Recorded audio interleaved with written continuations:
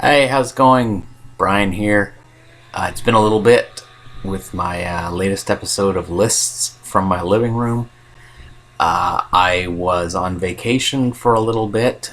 Um, I was sick for a little bit. I know it was not COVID-19, thankfully.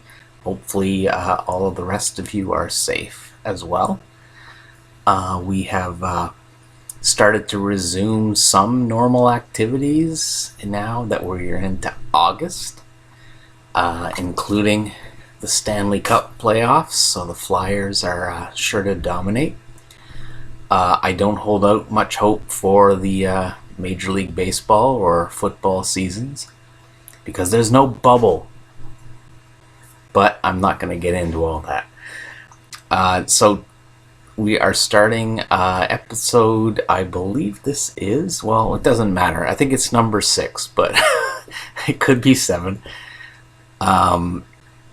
Nobody's really watching anyway, so it doesn't matter. Anyway, this one is with one of the icons of metal, hard rock, period,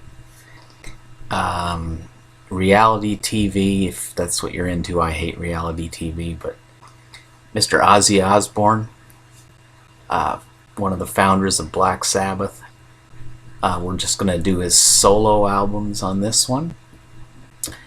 And he has 12 studio solo albums, although we could debate one of them.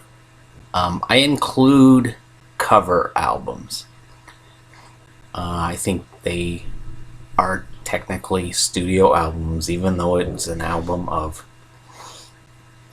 songs that they're covering by other artists. I do include those, so that one will be included here.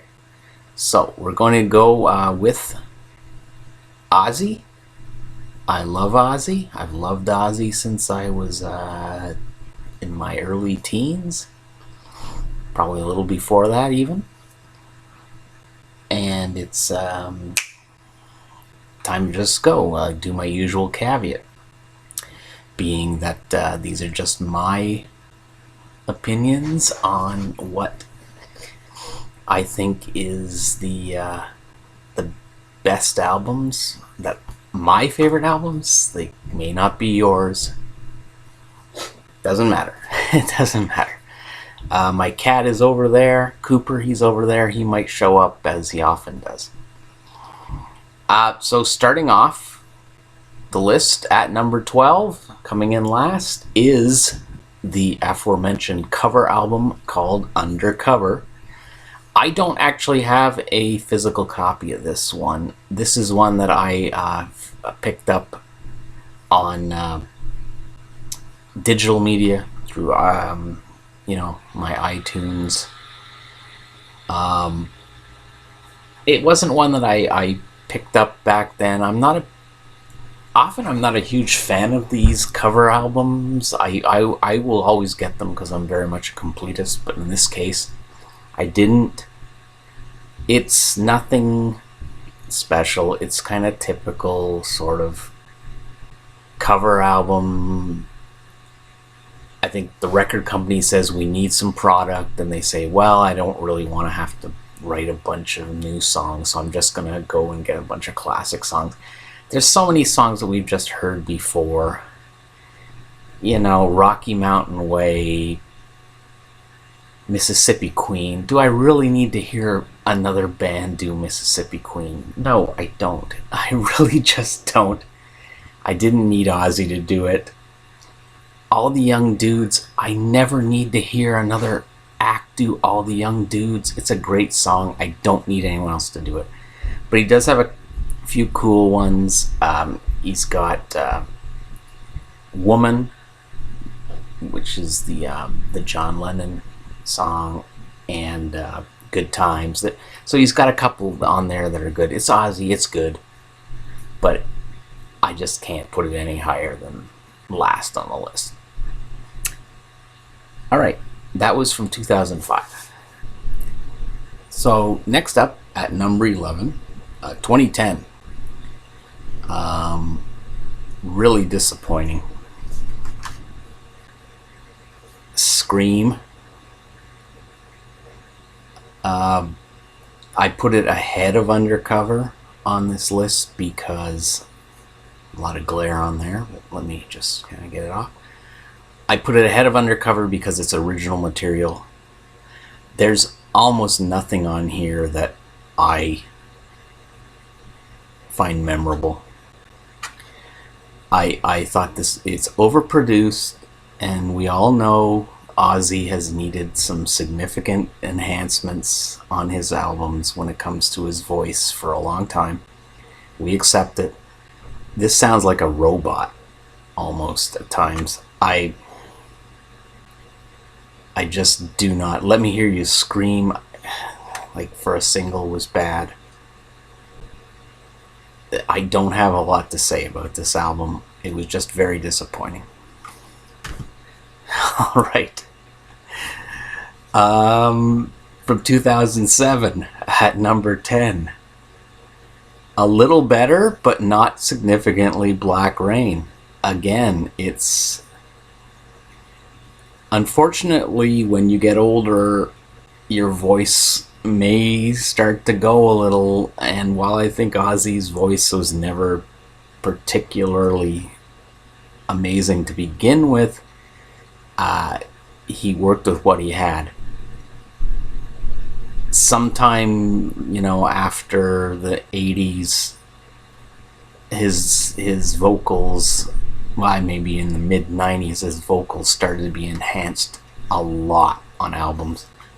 It's another case of that here. I Don't Want to Stop is a good song, though. There are some good songs on this one.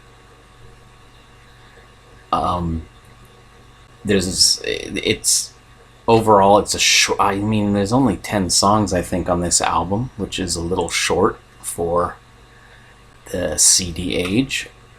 They're longer songs, but I just don't really find this one memorable either. It's not terrible. It's not great. It's Ozzy. We like it because of that. Now,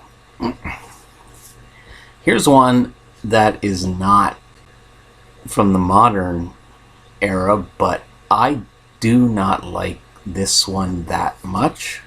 No Rest for the Wicked from 1988. This one was the first album with Zakk Wylde on guitar, replacing Jakey Lee. I never could get into this. This is so dated now, too. I just find... And really, I don't think there's any worse song than Crazy Babies in his catalog. It's so lame. Crazy Babies. It's so bad. And I think when this came out in 1988, I was kind of moving more towards the trend of a little heavier music. I was, starting to be more into, the Megadeth, the Metallicas, the Anthraxes. I was getting into some more rap artists. And when this came out, it just sounded so juvenile. I don't know, Miracle Man. Do I really need a song about Jimmy Swaggart? There's good music, good guitar playing. Zakk Wylde, good guitar player. It's not terrible. I know I sound like I'm saying it's terrible, but just for where it was, I just couldn't get into it. I rarely ever play it. I think it's just a matter of when it came out, I was so disappointed with it that I've never been able to warm up to it. That's just me. I'm very wacky that way, folks. I am. But number 8, another one of Ozzy's albums in the 2000 era. This one, Down to Earth. And we're kind of, you saw in the 2000s, like every album has to have Ozzy doing something on the cover. It'd be nice if it was just like, I guess all his albums had that, he's on the cover, but him just standing there, like, or whatever he's doing. But this is good. Dreamer, what a ballad that I really, really enjoyed. And I think that's why this one I was able to put up at number 8. I like the lyrics. It makes me feel good. I kind of identify with it. I absolutely identify with it because I'm a dreamer. But gets me through. It was a good lead-off single, and that I never had.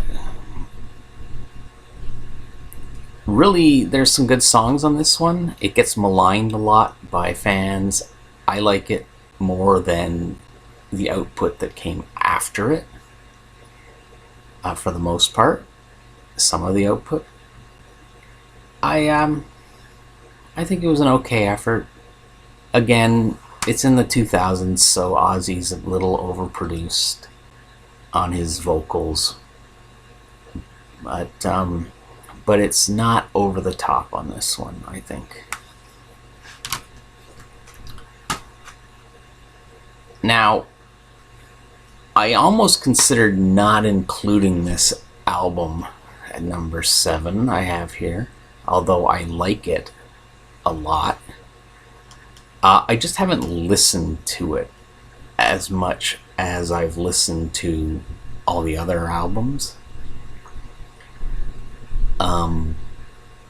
Really, it was released in February, and I really have only had a chance to listen to it 3-4 times through all this craziness that we're going through. But it's the latest album from 2020, Ordinary Man.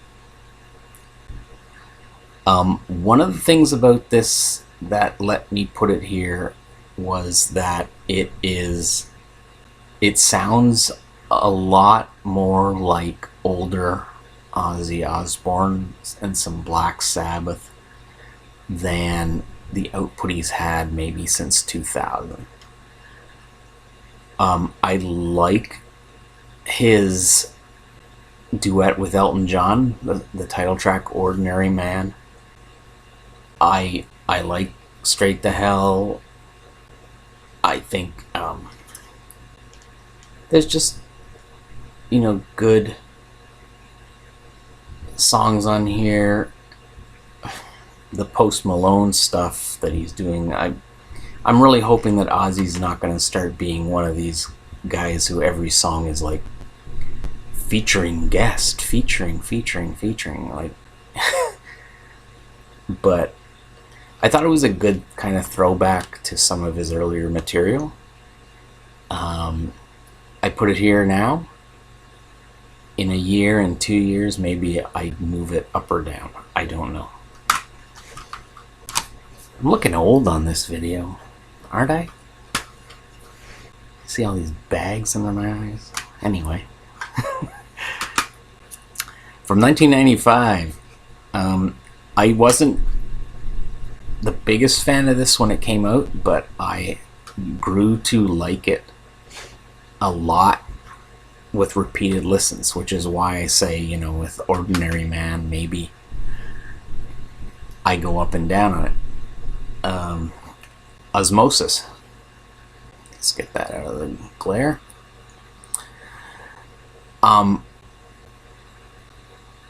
When you look at it, there's I Just Want You, Perry Mason, See on the Other Side, My Little Man. When I first listened to it, I felt this was overproduced. When you listen to this now compared to Ozzy now, you realize no, he was not that produced vocally on this. And I think I came to appreciate it even more. It's It's good. It's solid. I like it. It's moved up, like I say, on my list of Ozzy albums over the years with repeated listens, and that's the way it kind of goes with some albums. You know, you may hate it at first, but you listen to it and listen to it and listen to it, and over the years, you know, it becomes something that you really like. At number 5, from 1986, The Ultimate Sin. The Ultimate Sin. This is probably an example of an album that's might go down over the years. It's becoming dated. It's sounding incredibly 80s as you listen to it. There's the keyboards, but not just like the regular keyboards that Ozzy had. It's more the synthesizer type keyboards that you were getting in the 80s. You know, the Night Ranger style keyboards. But it's the second album with J.K. Lee on guitar. It was, well, the second and last album with J.K. Lee on the guitar. And the songs, though, are really awesome. You know, I mean, Lightning Strikes, Shot in the Dark. Shot in the Dark, though, is kind of becoming one of those songs where that's one that's really 80s, and if you watch the video, it makes it even feel more 80s. Ultimate Sin, Thank God for the Bomb, Fool Like You. Very solid. Cool album cover. I think this was kind of the last, what I would consider really, well, no, I can't say that. But this was one of the last really awesome Ozzy Osbourne albums. Doesn't mean he can't have another one. Although, really, honestly, I really kind of hope that Ozzy hangs it up because of his health issues. But that has nothing to do with his albums. So, at number 4, I can't show you anything. I'll put up the picture. I don't know where my copy of this one is. It's maybe in stuff I got way back here packed up. It could be still sitting in stuff I have stored back home. But at number 4 is No More Tears from 1991. This was really a strong, almost comeback album for Ozzy. He really hadn't put out a whole lot for years there in terms of studio albums. And No More Tears, I mean, come on with that song. That one is amazing. But other than that, there were so many good songs on there. Mr. Tinker Train, I Don't Want to Change the World, Hellraiser, which I think Motorhead covered after that. It was so good. Mama, I'm Coming Home, awesome ballad. Really strong album from Ozzy.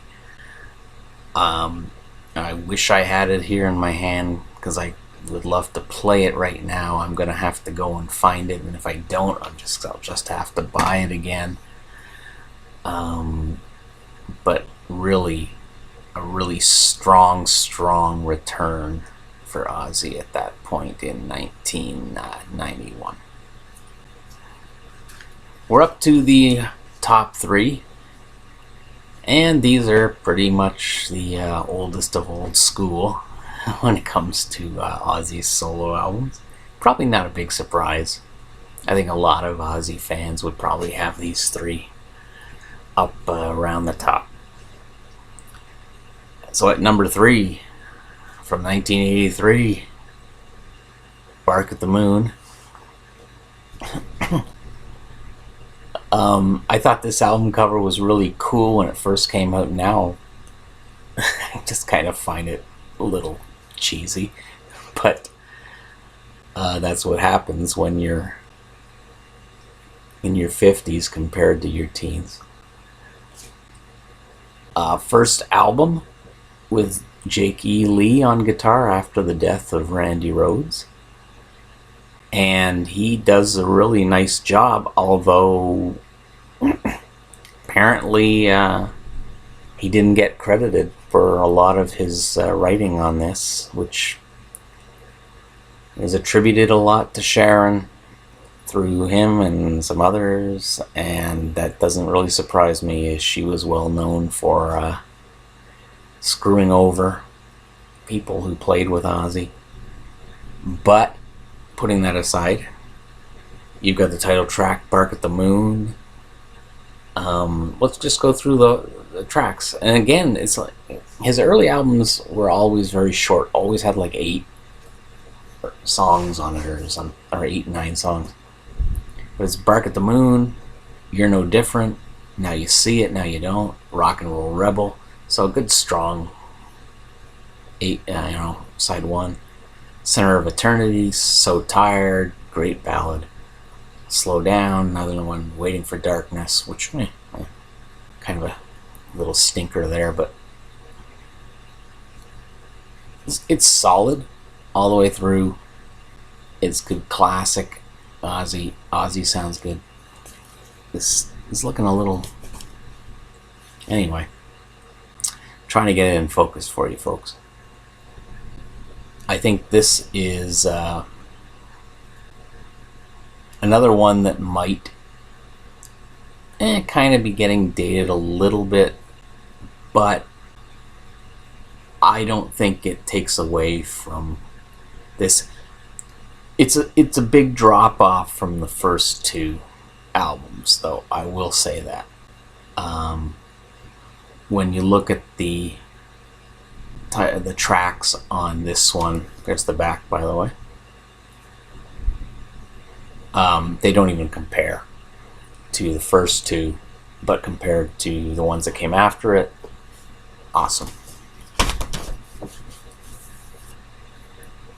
Number 2, so what would the debate be here? What's number 1? What's number 2? 2 incredibly solid albums left. 2 great albums left. You could make the argument for either one. I wouldn't fault you for it. I go at number 2, Blizzard of Oz. Awesome album cover. Every kid wanted this when it came out. Just based on the album cover. Fantastic songs. It's Ozzy's first solo album after leaving Black Sabbath. Just listen to this. I Don't Know, Crazy Train, Goodbye to Romance, D, which is like a little music, musical, not musical, like an instrumental. Suicide Solution, the infamous Suicide Solution that supposedly, according to politicians, caused every kid in America and Canada and the worldwide to commit suicide. Side 2, No Crowley, No Bone Movies, Revelation, Mother Earth, Steal Away to the Night. Not a bad song on this. 10 out of 10. It introduced us to Randy Rhoads for the most part. He had been with Quiet Riot, but no one knew about Quiet Riot outside of the LA area at that point.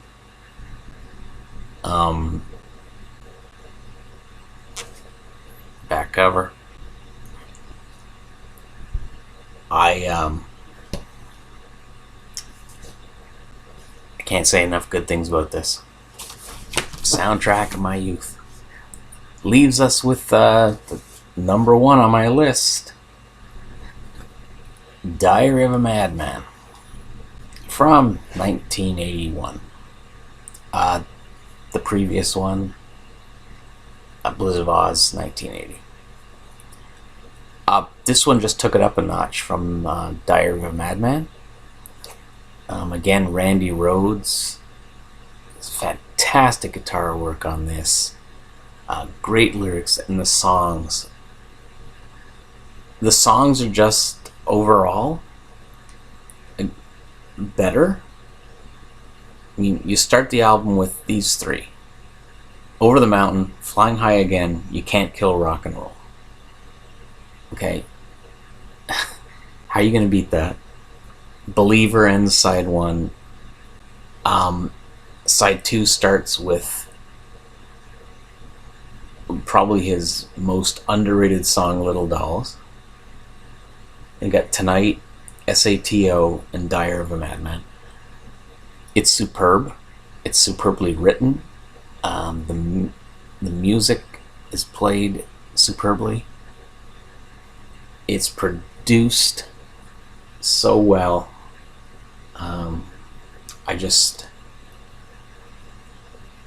I play this one just more often than any of his other albums. There was no doubt this was going to be number one for even though, others could make the argument that that Blizzard of Oz is the better album. So there you have it. I'm a little off my game. I haven't done one of these in over a month. I didn't have a couple of them here physically, so that threw me off a little. But I'm doing what I can. Hope you enjoyed it. Feel free to leave some comments if they're not nasty. I will be back with the next episode hopefully in a couple of weeks. We'll see if anyone watches this one. I'm still monitoring that. But until then, thanks for watching and keep rocking.